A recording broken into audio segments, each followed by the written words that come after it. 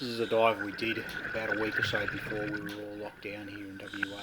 It's a HMAS Swan, which was sunk out of Geographe Bay in Western Australia. Really nice dive and pretty good visibility as well.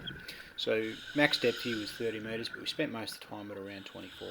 As we come up to the bow here, you can see just how big this boat is. Lots of fish on there, especially little guys like this. This is a scaly fin, and they're territorial, and they like to see you off when you get up there. Unlike a lot of wrecks that you dive nowadays that have been scuttled, they left a lot of the superstructure here, so you gave us a good view of what the boat really looked like when it was actually operational. Coming along the main deck here, you can see the bridge coming out of the gloom, maybe about 20 metres away. So pretty good visibility that day. The big hole there in the middle, that was where the forward guns were. While the turret and the actual cannons aren't there anymore, you can actually see where the crew would have worked, where they would have been loading and firing the guns when they were using them. Coming around, you can see there's not a huge amount of growth on the side of the boat. It's been there for 20 years and it's relatively clean.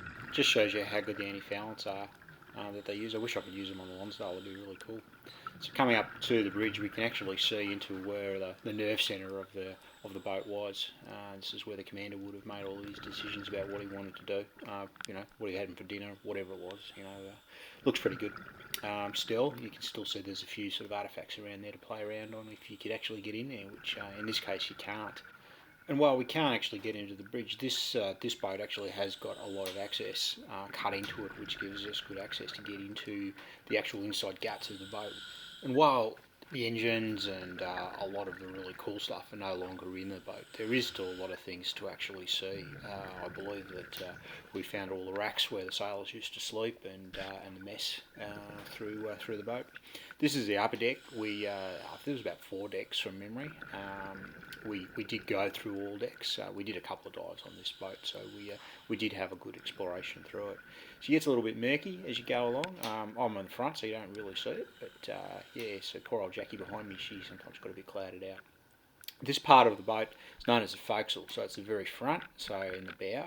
Very conveniently, they've cut an access hole right in the very tip of the bow there, so it makes it easy. But it's not the biggest access hole in the world, so it takes a little bit of manoeuvring to get through it. Make sure you don't rip off any of the growth that's actually managed to attach itself to the boat itself.